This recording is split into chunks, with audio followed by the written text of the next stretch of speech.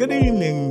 We thank you so much for tuning in with us today on another time of Let's Talk About It, where we try to resolve our issues. Sometimes we don't settle things simply because we won't sit down and talk. And that's what we are doing on this show, to try to help us talk about it. Perhaps ask some questions that you would ask these two distinguished guests. We got two guests that are both running for mayor of Alabaster. We have Scott Brakefield with us and Robert Goodner. Both are very good men, and so we pray that you do your homework and vote for the best candidate that you feel. So thank you so much for tuning in, and I hope you enjoy. I appreciate you all so much for taking time out of your busy schedule. I know you're busy because you're running for mayor. You got to shake hands and kiss babies. Well, you can't kiss babies Can't now. kiss babies now. Yeah. But you gotta do some footwork. And, Yes, sir. And running for mayor, I guess it's a big job and big shoes to stand in because you're representing the city. Exactly. Thank you for this time. So, yeah, and I Thank you, really, Pastor really, James. really appreciate you guys. I want to start out with Robert, Yes, sir. Mr. Goodner. You're running for mayor. Yes, sir.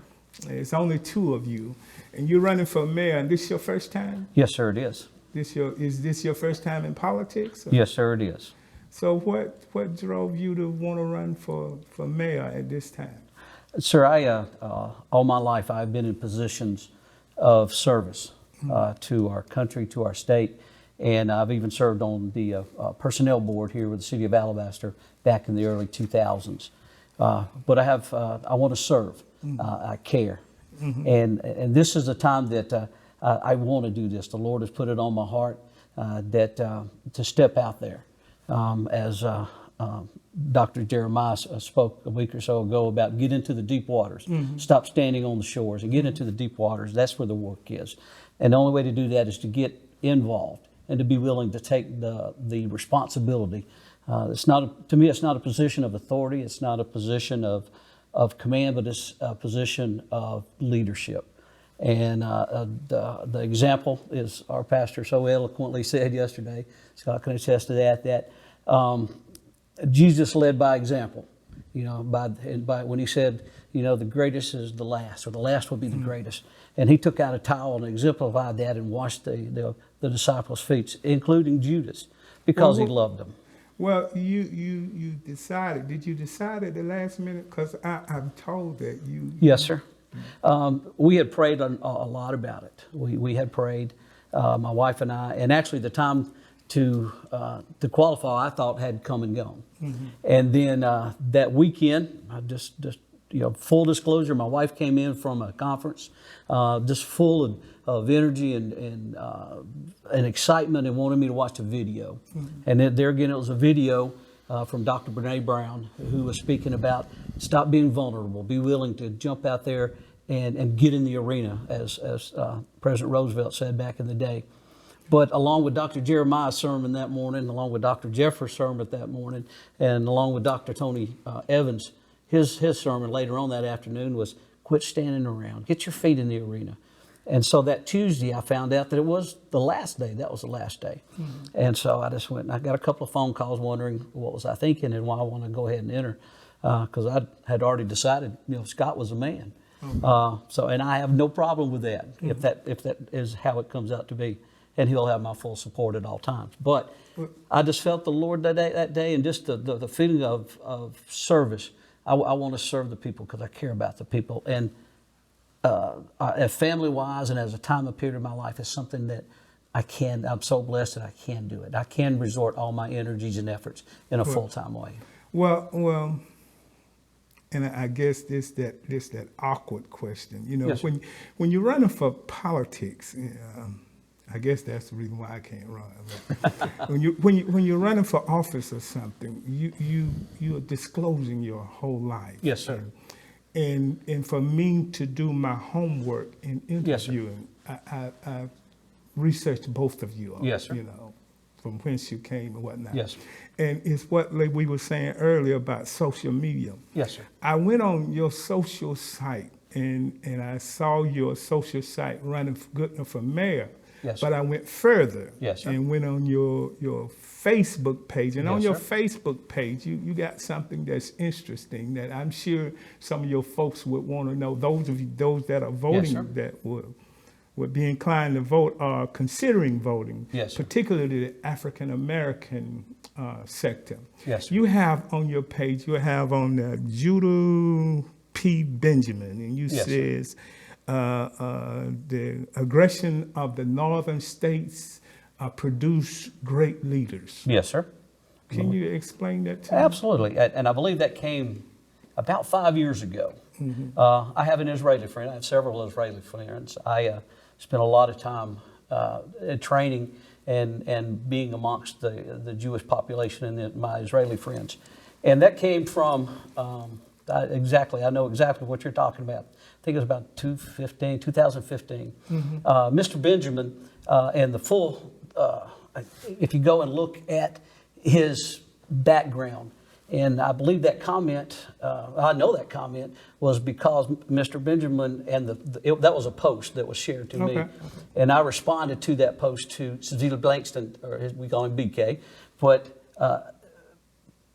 Private Benjamin was one who noted for standing for his faith. He wasn't to be swayed one way or the other by what was going on. He was going to stay true to his faith and what he believed in. But you can understand Absolutely. how some of your people that's looking at you to vote. Yes, sir.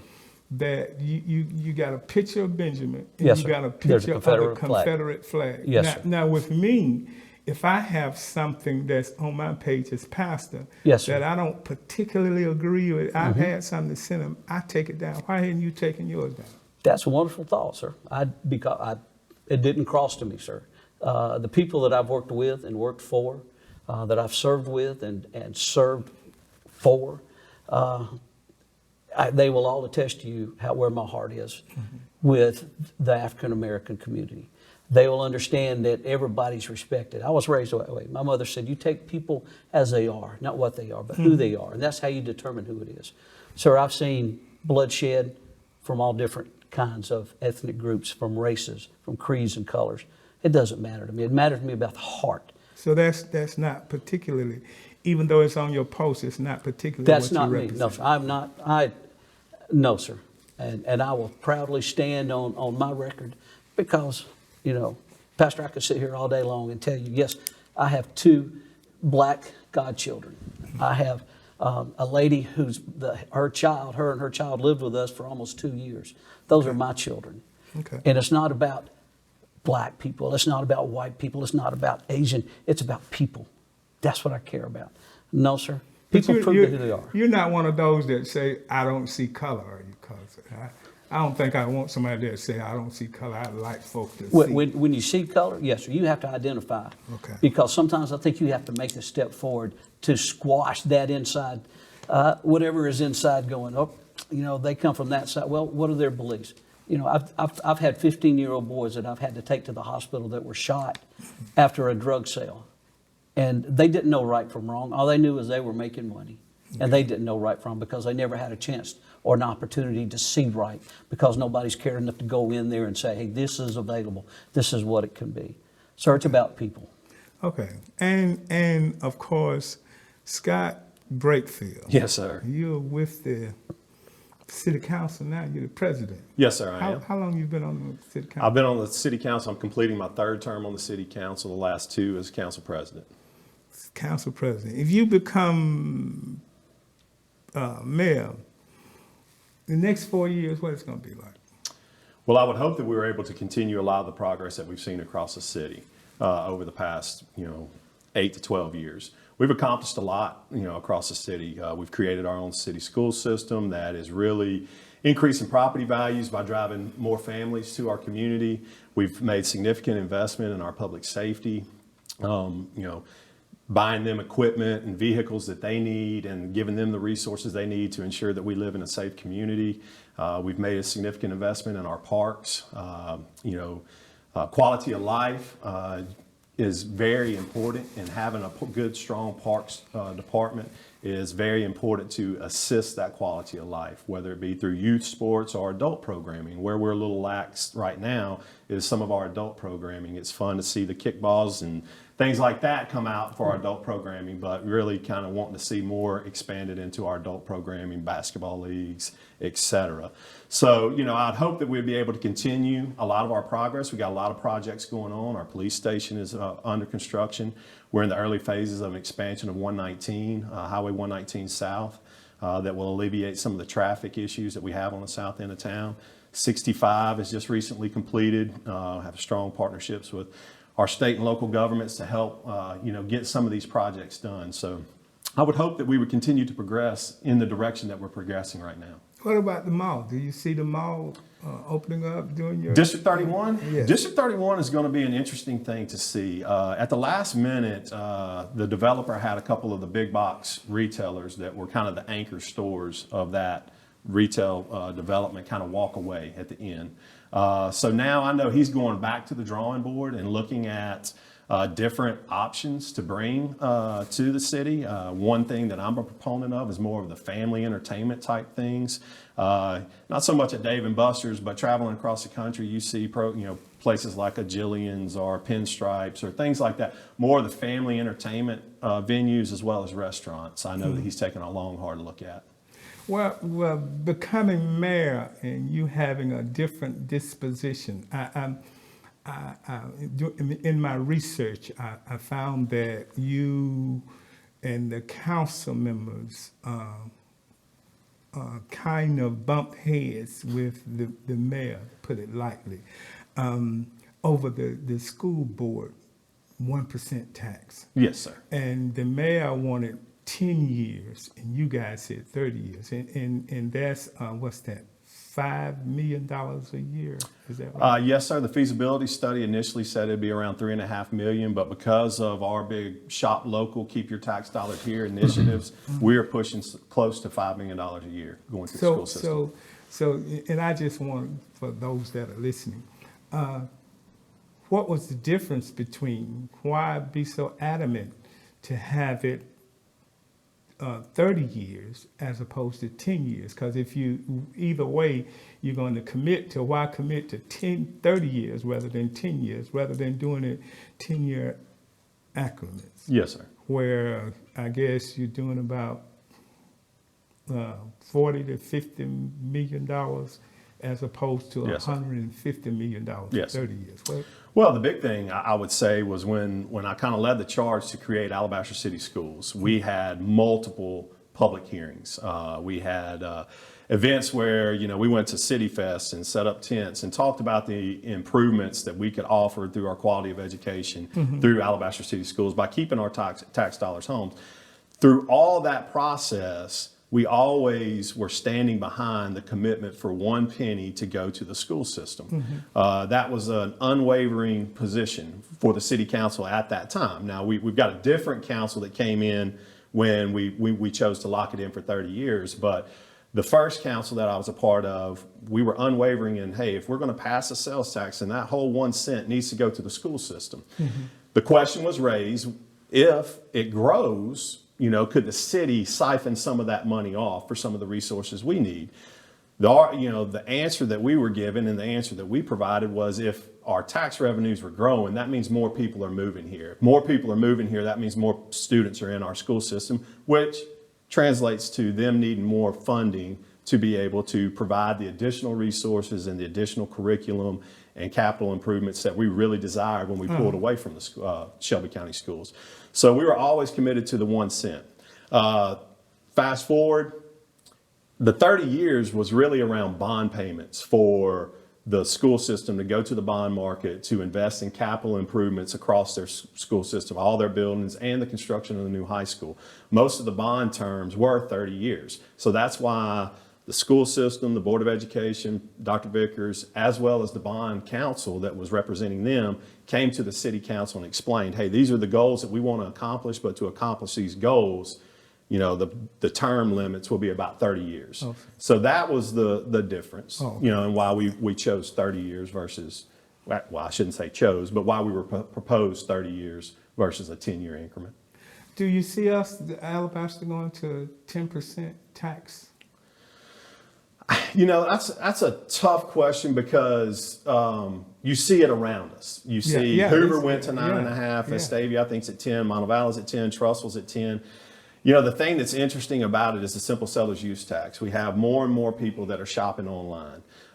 So the way that is collected is at the state level through the simple seller's use tax, and then it's kind of sprinkled down along to the municipalities. So what we don't get is if you go to Walmart and purchase something, then we do get that full penny. We do get that full sales tax. But if you buy it online and it gets shipped to you from Walmart, then we get a small percentage, like a quarter of or a fifth of what we would typically get. So I think as we progress into the futures, it's going to be interesting to see how the simple seller's use tax at our state, level gets distributed. If there's ever any more bargaining to go more to the municipalities and less to the counties. So I think that that's going to be interesting to watch. What have you learned, if you please, having been president of the city council and having have a relationship with the mayor, present mayor? Yes. What have you learned from that relationship that was going to make you a better mayor? I wouldn't say better, but to perform. I think you learn a lot when you're in the position of council president. We have two equal branches of government here in the city. We have the mayor, we have the council, and you work together to shape the vision. I always say that it's the mayor's vision of the city. It's the council's responsibility to kind of keep it in checks and balances.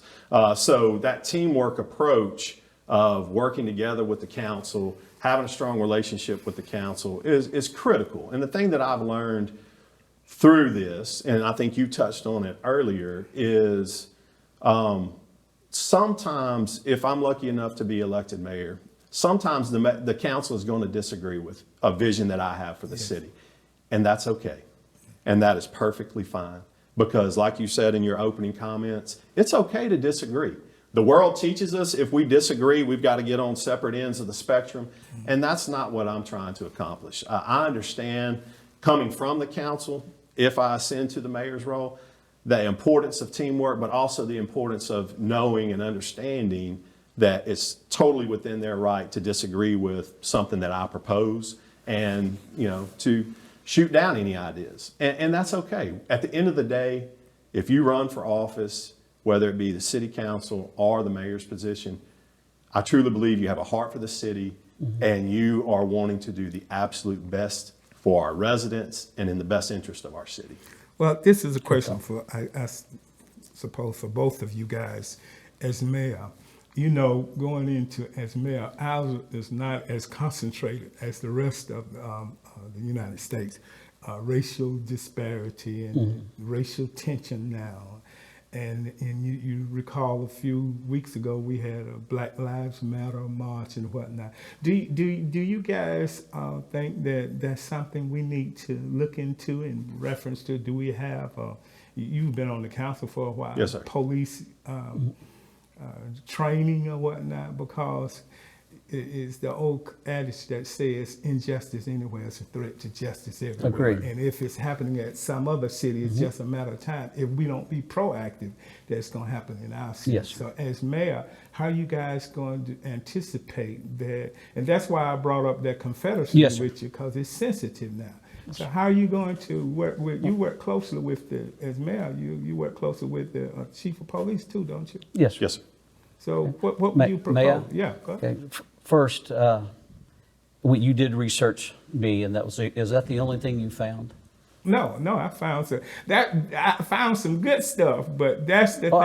As far as being divisive, was that the only thing divisive? You were state trooper, is that Yes, right? sir, I was. So you've been in law enforcement a long time. I'm Yes, sure sir. you've had to address some issues and mind you, my heart goes out to police Yes, sir. officers because, at the end of the day, it doesn't matter what kind of laws you make, you're still human. Yes, You sir. still going, at the end of the day, you state patrol, you're going out for your job. Yes, sir. When you leave home, your wife done got on your last nerve, and your chief chews you out when you get at the office, and the first person you pull over, they giving you a hard time. So Yes, the sir. next person you pull over, you're going to be a little bit more irritated or Yes, sir. agitated. So my heart goes out to them. But at the same time, we've got to have some officers who can hold it in the road in spite of, and try to Agreed. treat everybody Agreed. the same. Sir, I have literally stood between demonstrators and counter demonstrators with both leaders within arm reach of each other.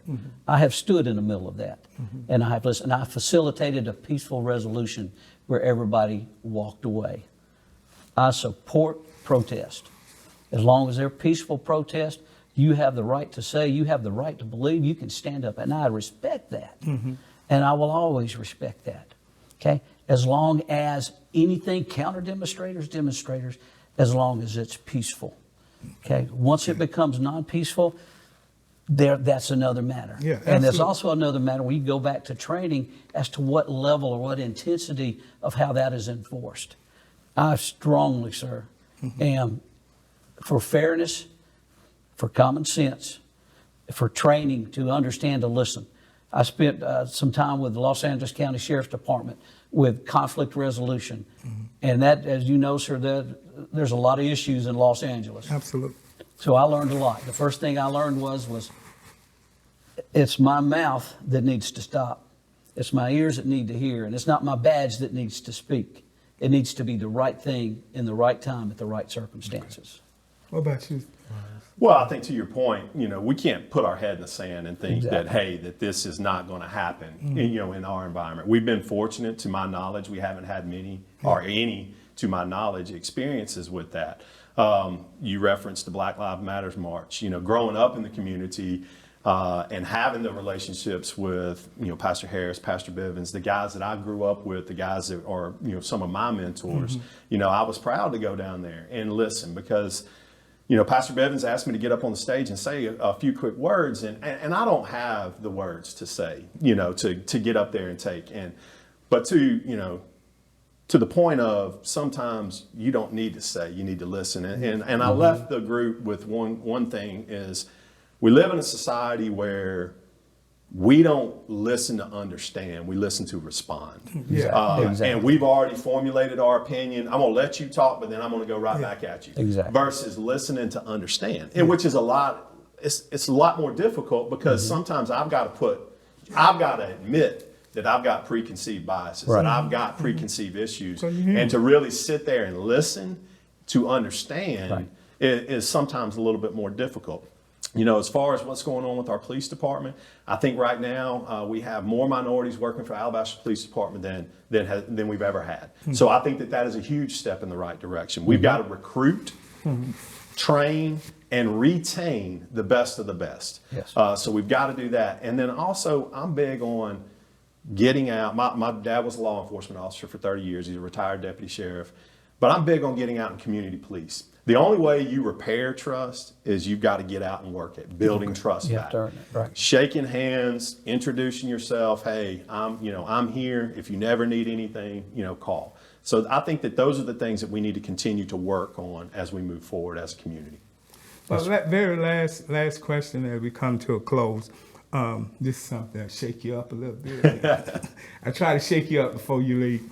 How do you feel on illegal immigrants in our nation? Because we are divided there, and you are becoming the head, and I'm sure we have some here in Alabaster. You are becoming head. Some of our in the nation, some of our citizens says immigration is really, really bad in that those that are here illegally, they are getting governmental subsidies and governmental assistance that the American citizens that were born here cannot get. Right. And they're getting it because they are immigrants. So what's your take on that? Should illegal immigrants be allowed to stay, or should we crack down? 2 minutes, because Jonathan rolling his eyes at Go ahead, Scott. Go ahead. I think illegal immigration is a huge issue for our country. I'm not an open borders guy. I do not support open borders just because it isn't like that anywhere else in the world. No. If I travel the world, I've got to have documents to be able to enter your country Absolutely. and things like that. I think that we have an immigration problem because we are the greatest nation on the country. In the world, you know, people want to come here because they see a brighter opportunity for themselves. We need a quicker path to citizenship and a way to accommodate people that are wanting to come to our country. But as far as open borders and allowing anyone to come in whenever they want to and receive the benefits of the country, I don't think that I'm in favor of something like that. I couldn't have said it any better than Scott did. I too am not in favor of open borders. I too think that we need to streamline our immigration, our citizenship process. Spoke with a man yesterday who went through that process, and he absolutely loves our country and for what it has enabled him to do. For those people, I will stand up and support. I believe we need to take care of our own people. There's other issues that we need to have, but in return, I don't want to turn my back on those in need. Yeah. Absolutely. Well, gentlemen, thank you all so much. I really, really appreciate you. Whoever becomes mayor, I Thank you, pray that we as a Liberty Baptist Church family would be able to work with you guys, and whichever Absolutely. one of you all become mayor, I know you're going to need some video and stuff. And these are my prayer partners, Avila Video Entertainment. You know, they do a great job, as you can see when you see the end product. That it runs on Friday. When Yes, you sir. see it, Scott, they're gonna have you looking so good, man. They're going to take the shine off this big forehead. So. I'll just say thank you for that. Yeah, thank you. But guys. listen, thank you all so much for joining in with us for another time of Let's Talk About It. I'm so glad to have our special guests with us that were honorable men. And just a little while, one of them shall be mayor. And we pray that you get out and vote and support whoever you support. Thank you so much. And God be with you. I pray you will tune in with us next time. Be blessed. God bless.